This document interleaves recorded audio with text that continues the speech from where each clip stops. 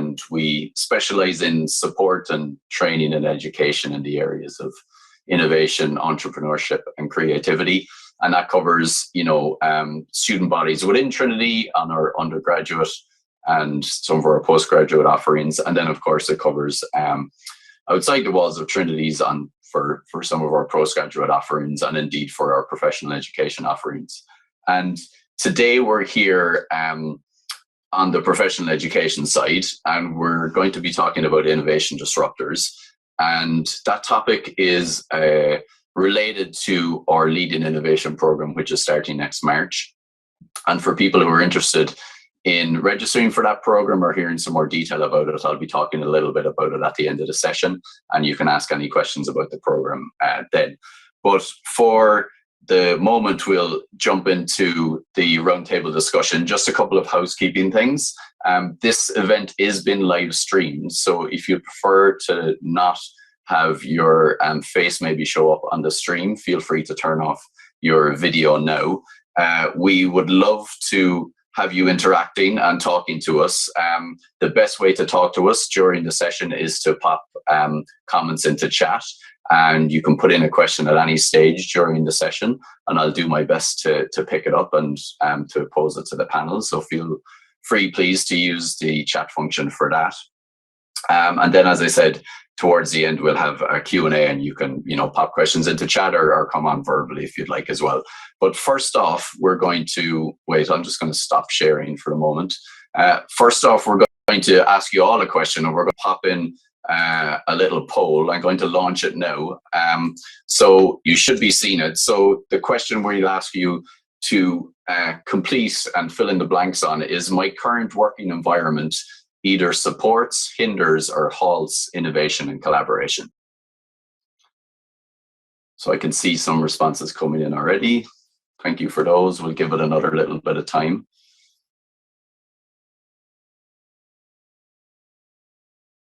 Great, the answers are positive. I'll share them now. I think there's one or two still yet to submit, but I'm going to end at this stage, and I'll just share the results. So the good news is that most of us in our work environments feel like we're supported in our efforts for innovation and collaboration. So that's great. We've got one or two hinders, but no halts. So I think that's really good. So I'll just stop that poll now, and we will move into meeting the panel. So first off, we're going to say hello to Dr. Dan Rogers, who is Head of Education at Tangent. Dan, how are you doing today? Good, thanks, Shay. Nice to be here. Looking forward to talking about this topic. It's an interesting one, and one I've had a bit of time to think of over the years working in Tangent. So yeah, looking forward to getting into it. Great, good stuff. Next up, we're going to meet Jess Hayden. Jess is actually a course facilitator on the Leading Innovation program that I mentioned earlier, and the co-founder of Brave Lab. Jess, how are you doing today?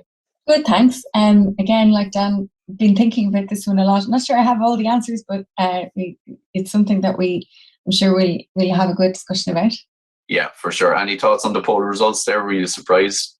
I suppose my immediate question is what is it that supports and what is it that hinders? That's what I'd love to what people find. I'd love to dig into that. But I suppose a little bit.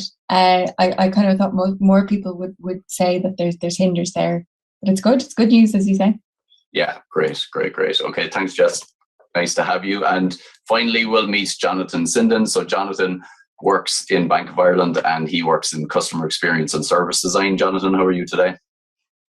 Good, thank you, Shay. Yes, thanks for the invite, and good to meet everybody on the call. So, yeah, interesting topics to be talked about today. So, and in terms of the poll, I think I was encouraged to see that the support is there as well. So, like Jess, I'd like to dive into that if we can. Brilliant. Okay, thanks, Jonathan. Great to have you. So we're going to kick off with the first topic for the panel discussion, and that topic is around common barriers to innovation and collaboration. And for each of the topics that we cover, we will have like a kind of an opening, thought-provoking question, and I'll be popping those into chat as we're going. So the first question that we're going to ask, and again, it's around the area of common barriers to innovation and collaboration, is around where innovation and collaboration might get stuck. So where might those procedures get stuck, and are there any patterns that can be observed? We might go to Dan first on this one. Dan, what are your thoughts on this question? Sure, thanks, Jay. Yeah, I suppose when I was thinking about this, just as you mentioned it there, I was thinking, I wonder, you know, to what degree you can have innovation without collaboration, because as far as I've observed and as far as I've experienced, you know, collaboration drives innovation to a large degree.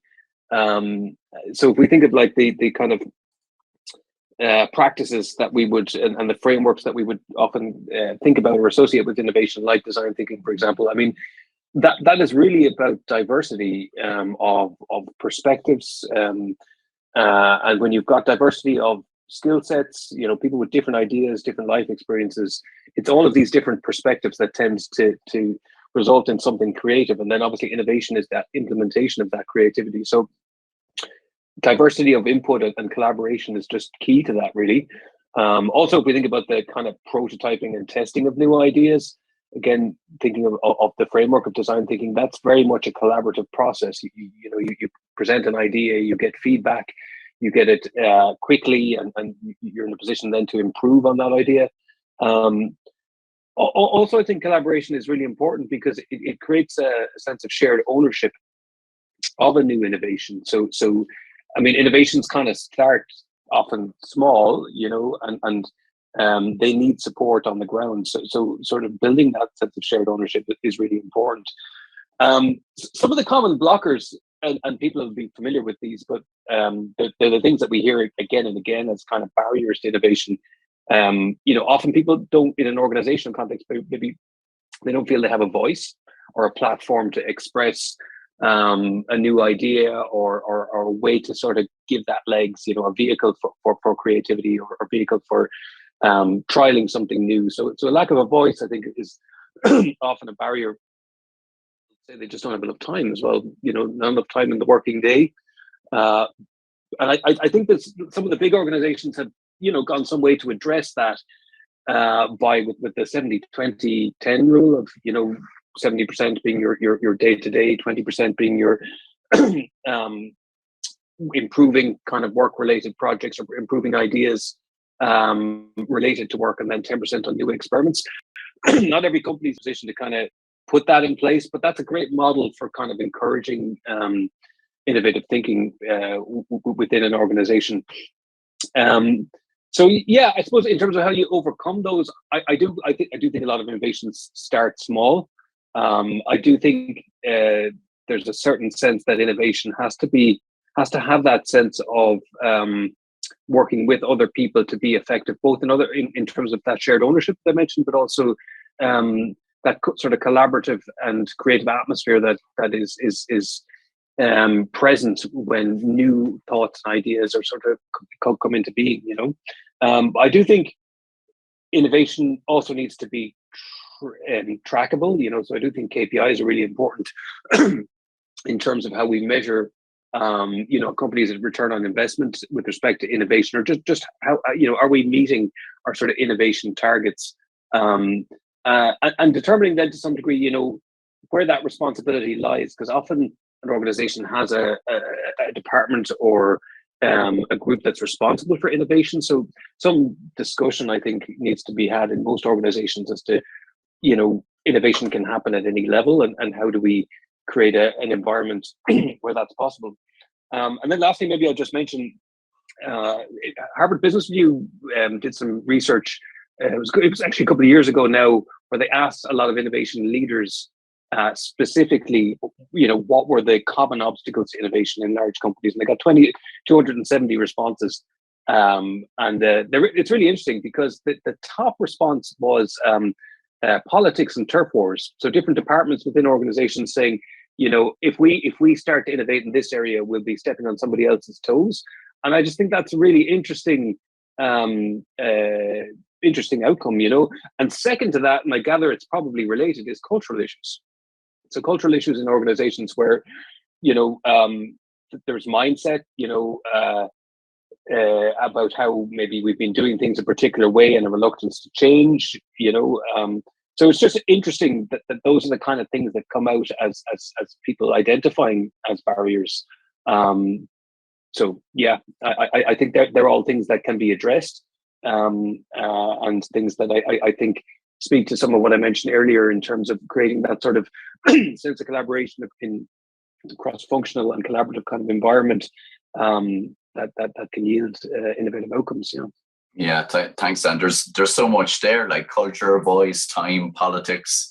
It's kind of hard to know maybe a little bit where to start. Like Jonathan, I might go to you next. Like from a Bank of Ireland perspective, like would you say there's an obvious place to start, or what's been your experience?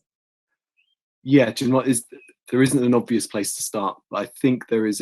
I can answer this in a couple of ways. I think when focus narrows and the command and control hierarchy picks up where perhaps energy drifts into normal old practices. So you can start off with high energy direction when it kind of moves along. And I think there's an argument to say that the senior management hierarchy education knowledge around actually how to behave around innovation agendas versus standard work practices. But also I think an example I draw on is in Paddy Power. I spent a good few years there while they were launching the mobile product set. And it was, at the time, externally seen as innovative, right? It was one of the first in the market, but it was the right thing to do, right? There was acting on the right thing to do. And what that created was a sense of, we're now very innovative. We then have to create a real innovation agenda. And they worked really hard looking in the pools for innovation ideas and another mobile equivalent and all these things. And it was exhausting, actually. It's very exhausting to try and recreate it. So I think the environment has to be right. And to falsify it creates the wrong measures and KPIs. So let's be innovative. Okay, everyone get out there and do the workshops, be innovative. It doesn't always work like that when there is already energy to just do the right thing. And if you just let innovation agenda form more into actually doing the right thing and letting people naturally come bring forward ideas, it actually spurns more collaboration, actually, because people go seeking it. So yeah, there's a few examples there, as you can tell, more from the Paddy Power pool, perhaps. Great, thanks, Jonathan. Appreciate the input. Enda has also put into chat something that you mentioned, Jonathan, around hierarchy. So, a rigid adherence to hierarchy and functional alignment can be a barrier sometimes as well. One of the potential barriers that we didn't discuss is bias and how that might interrupt or have an impact on innovation and collaboration in our workplace. So that's kind of going to bring us on to our next topic around harmful types of bias and how to interrupt them. So the question that we're going to ask here is, how can one start to identify the harmful biases within? And I guess that could be within yourself or within your organization. And maybe we'll go to Jess for that one. Thanks, Shay. Yeah, I just to kind of add a few thoughts to what Dan and John were saying, because I think this, like, when we think about what collaboration is, fundamentally we're asking people who have different perspectives to come together and find a way to work together towards a common goal that works for everybody. So we've got different perspectives, different sets of needs and different agendas. So that's like a really complex and time-consuming thing to ask people to do. And it's also very socially expensive for people, right? Because we've not only to say, here are all my needs and wants, but I'm now going to listen to and address all of your needs and wants. And this may not be just, between two people. It may be like a multi-stakeholder group that we're talking about in innovations.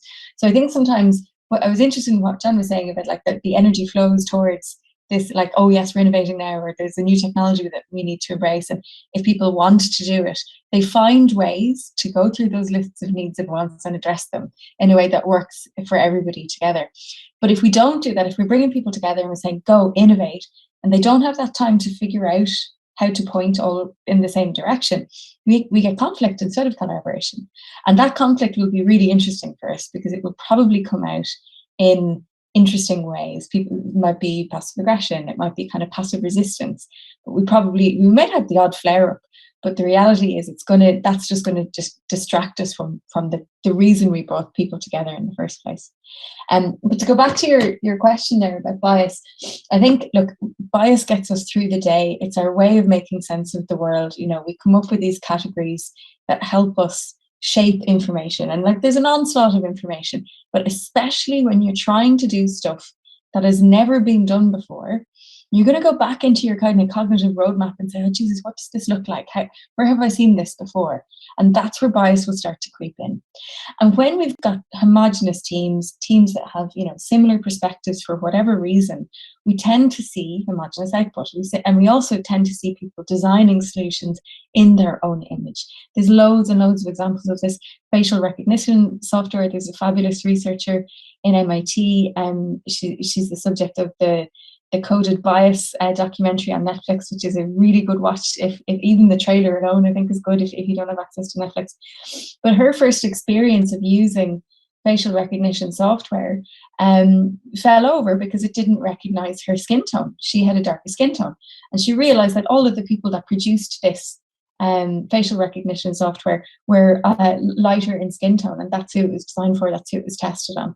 And she started to look into how this bias crops up, and it's all over the place, and a lot of it comes you see kind of popping up in the world of AI, where machines are using data sets that are based on homogeneous groups of people to learn about the world, and they're obviously getting a not an accurate picture of the world. We see this crop up, though, in our own processes as humans dealing with the unknown. We go to what's comfortable. And so how we can start to identify this is looking at our output. Is there a group for whom we're just not meeting the needs? Have we actually included everybody we need to be thinking about whilst addressing an issue? We talk a lot about the concept of inclusive innovation. Have you considered all of the stakeholders, or are you consciously not doing that? And that's okay too, if you've decided, no, this is a niche thing that we're doing for a very specific use case, but consciously deciding, have we included the perspectives that we need to design a sustainable solution is one of the things that we recommend. There's a tool as well that I would encourage everybody to do. If you're getting into an innovation context and you're doing your stakeholder mapping and you're trying to understand, here are all the people who are impacted by a change that we may affect as an innovation team, and you find that there's somebody on that list that you really don't know anything about, right? Go and find out about them. There's really simple tools like imagined contact. You can actually imagine what it might be like to have a cup of tea with somebody, and that can reduce the harmful impact of bias in your process. Nice. That's imagined contact. I like that. So is that where you just visualize that you're having a cup of tea with this person and what you might say, or? Yeah, you can design your own scenario. It can be dinner, Shay. It could be, go for a walk in the park. It's up to you. But it comes from work developed by Keon West. He's a really, really great researcher in the whole area of bias and ways to mitigate it. But he's found there are some instances where real contact is difficult, and the pandemic obviously taught us this. But his research would show that imagined contact with people in the out group has just as much of a positive impact on reducing intergroup tensions as does real contact. So they're almost the same. And yeah, it's just a case of actually walking through in your mind, where would you go if you had somebody come visit you on campus? Where would you take them for a cup of tea? What would you show them? What would you talk to them about? How would you start small chat? That stuff is enough to give you a mental model that you can think from their shoes and design better solutions for them. Nice, very, very interesting. And what was the name on show on Netflix? The show on Netflix, just Coded Bias. Coded Bias. Yeah. Okay. Great. Dan, wondering if you've one of the phrases that Jess used there was look at your output. I wonder if you had any thoughts on that in relation to design thinking and how design thinking, I guess, essentially is talking to users at the start. So I suppose maybe it ties into the prototyping a little bit and looking at your output on the prototypes. Yeah, I find that area of bias really, really fascinating, and we can grow so much when we sort of become more aware of our own biases. And one of the ways in which we do that, I guess, is through interaction with other people who reflect back, I suppose, some of our behaviors and some of our views to us, and through that we become more aware. And I guess it's important to mention that all of that's really challenging. That's not easy stuff. and often they'll say, when teaching things like design thinking and things like brainstorming and ideation, if it's not fun, you're not doing it right, and there definitely is a sense of fun about that activity. But actually, when it comes to kind of agreeing on a way forward and a solution to a given problem that a group has agreed on, issues can arise, and I do think that again, thinking about how we collaborate, understanding how to collaborate isn't something we perhaps innately know how to do, maybe in a survival context, but actually when we're all very wedded to our own ideas and views and things that we would like, and it's quite difficult to let go of those sometimes. So there is an element of maybe learning how to work with other people, how to compromise, and how to, I suppose,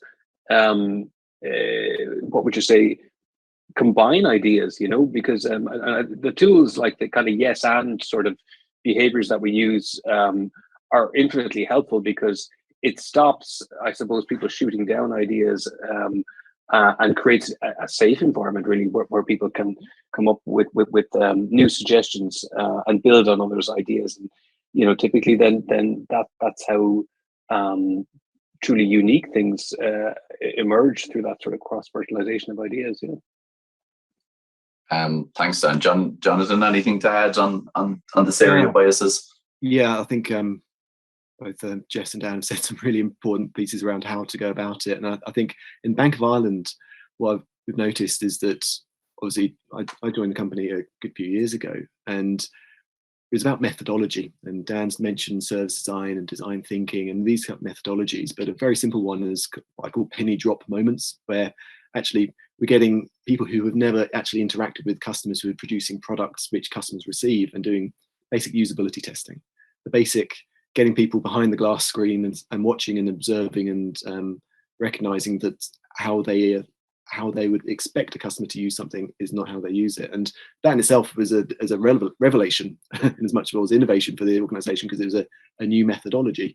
But it's very simple stuff, and that as someone in that industry, you want to be connecting those bits together and actually acting as a conduit to make sure that people can see, okay, like that's not how people would expect to be using it, and then it's about expanding out those methodologies, and that takes time, right? That's a multi-year agenda, but I think it's just rigor and methodology, which I think the guys have alluded to. Great, thanks. So the other, or maybe not the other, but another obstacle that we haven't talked about yet is, of course, what's happened over the last couple of years, where we suddenly weren't working in the office anymore, and we were working from home and moving into this whole concept of a hybrid workplace. So that's kind of the next topic we're going to cover, and the question around that is, how might we adjust to hybrid in order to get the most in terms of the innovation and collaboration that we're looking for? So I'm just going to pop in the question into chat there for everybody, and maybe we'll go to Jonathan on this one first.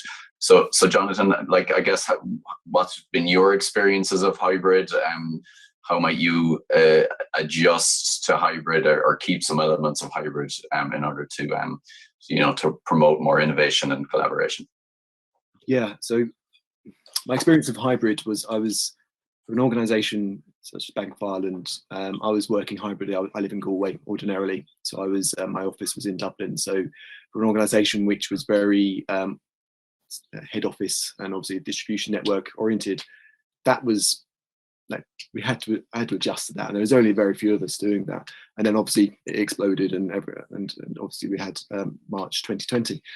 But you know what, from a design point of view, and I just keep it in that lens at the moment, like the tooling was a big factor. Like cloud-based technology in a financial services organization does not really correlate at the moment. It still doesn't. It's got many yards to take, but we were using cloud-based tools, so Miro, Mural, actually Envision, Freehand, these whiteboard technologies to actually just facilitate the very discussions which we would have brought together in big rooms where we've talked about that collaboration exercises.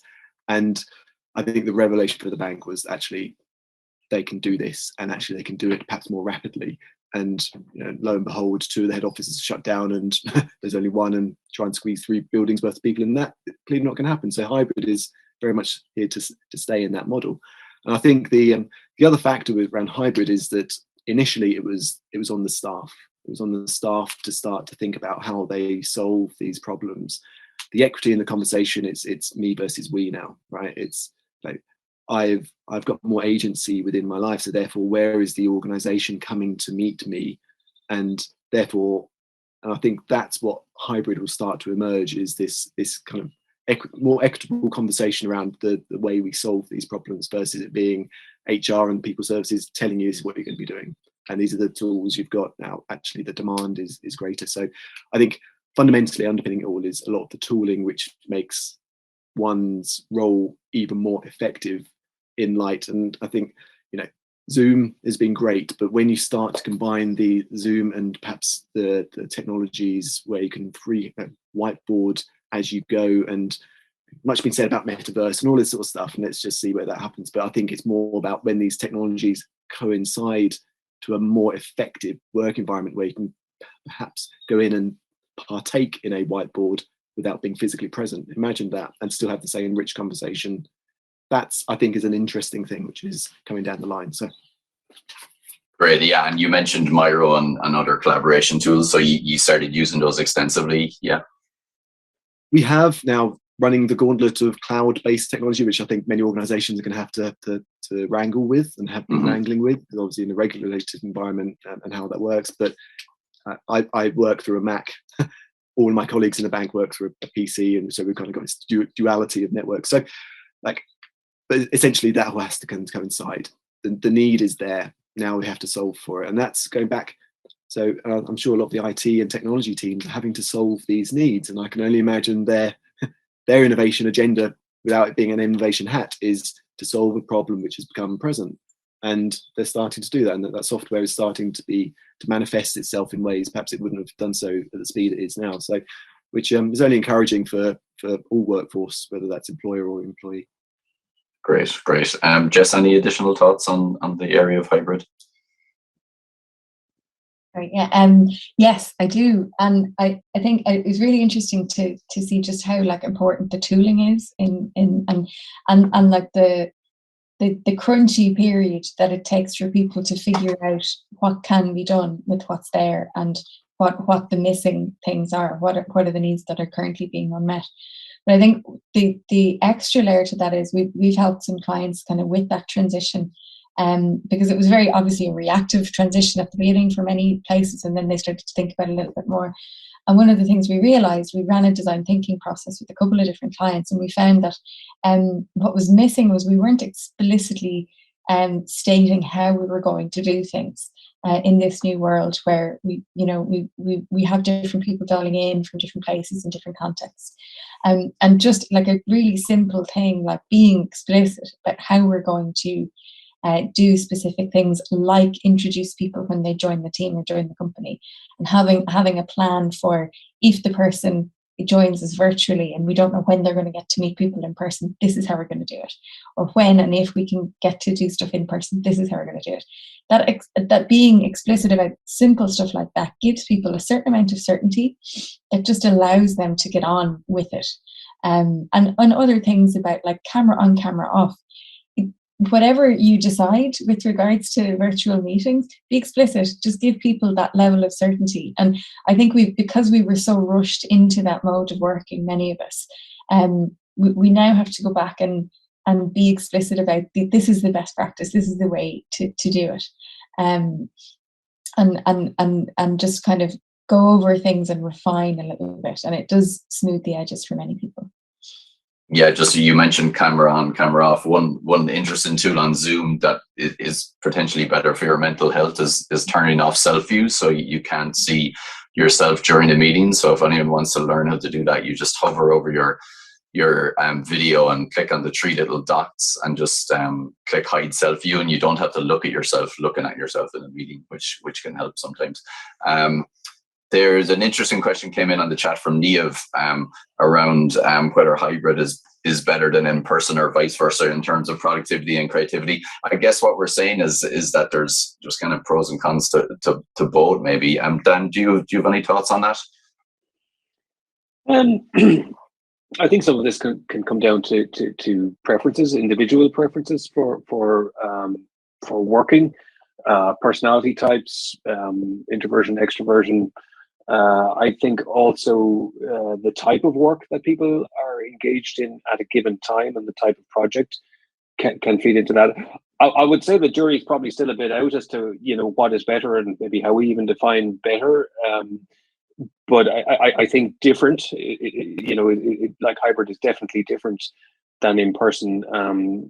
Just speaking personally, there's definitely some tasks that I do better remotely, and there's definitely some tasks that I do better in person.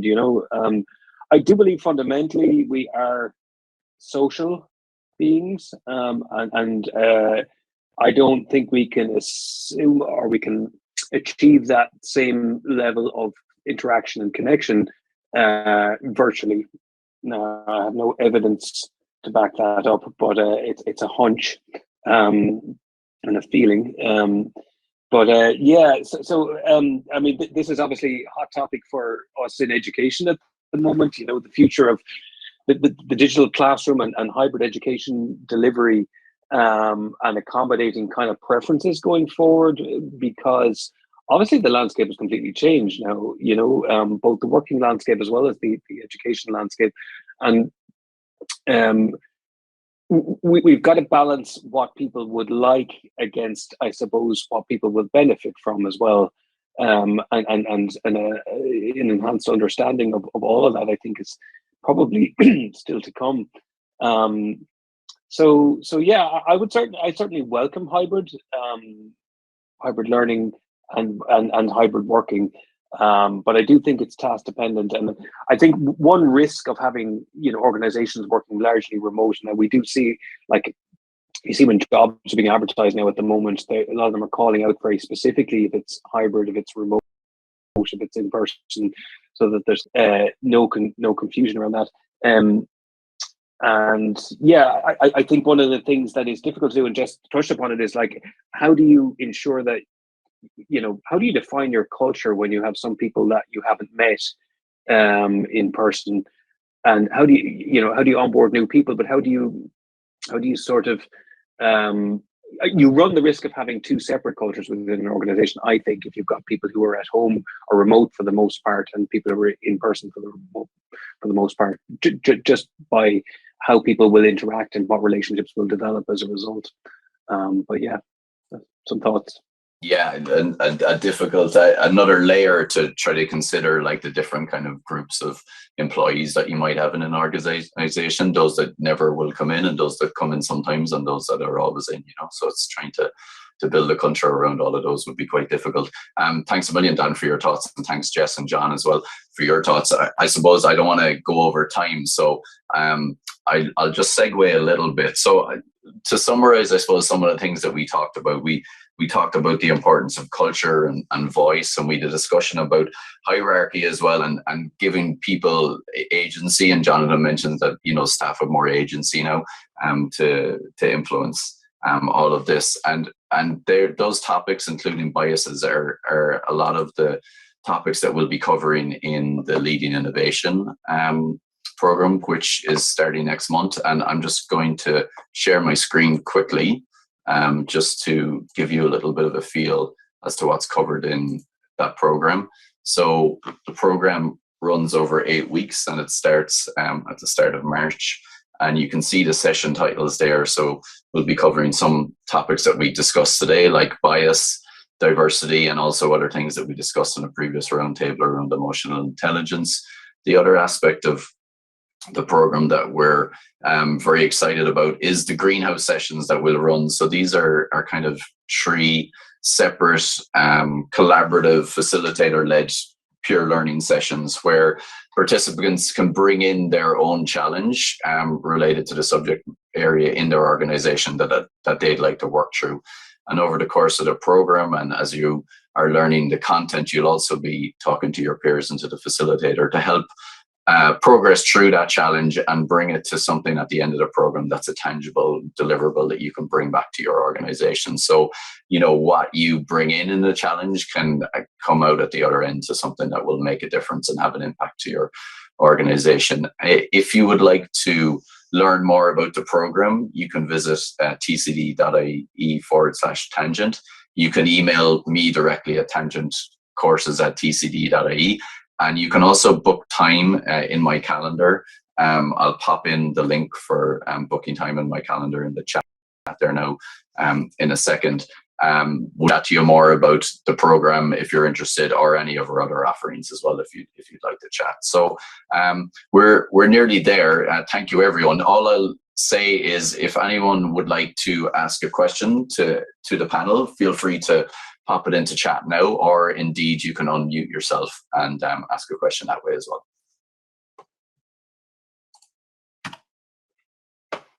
And as you're thinking, I'll be popping in the link to my calendar too in the chat.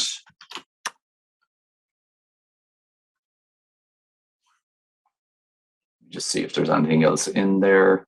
Martina's just mentioned in the chat that time will tell us as to which might be better, hybrid or person, and as we said, it's maybe won't be that clear cut.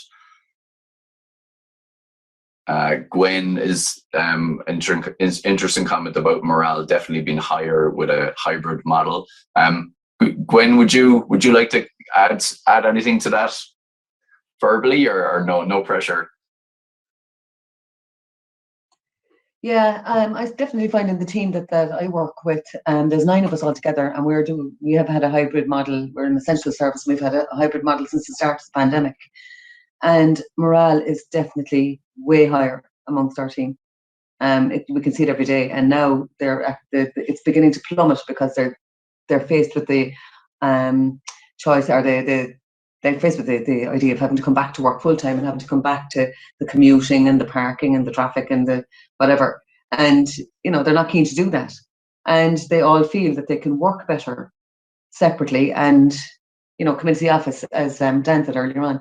The mix of the two, the hybrid model, suits most people better. Everybody's busy, everybody's family, everybody has lives outside of work. And, I just find definitely morale here is way better, way higher. So yeah. We want to keep it. Yeah. I don't know if we'll be left though. We want to keep it. Hopefully the increased agency that you have will help you in the discussions around what will happen. Yeah. I do agree. I do think staff have more of a voice towards it now, and they realise that. And that's very important.